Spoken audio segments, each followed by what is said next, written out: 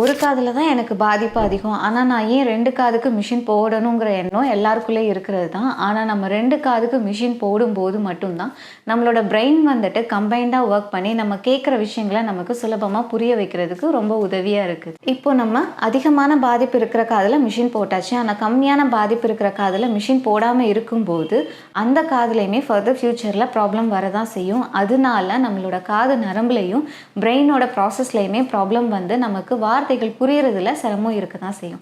இப்போ நம்ம 2 காதுலையும் போட்டுட்டோம் அப்படின்னா 2 பிரெயினும் கம்பைனாக ஒர்க் பண்ணி நமக்கு ஸ்பீச்சை வந்து ஈஸியாக அண்டர்ஸ்டாண்ட் பண்ணுறதுக்கு ஹெல்ப்ஃபுல்லாக இருக்கும்.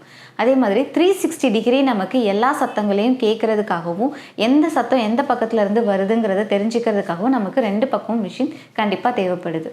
ஸோ ஹியரிங் லாஸ் இருக்குதுன்னா கண்டிப்பாக 2 பக்கம் மிஷின் போட்டு ட்ரை பண்ணி பாருங்கள்.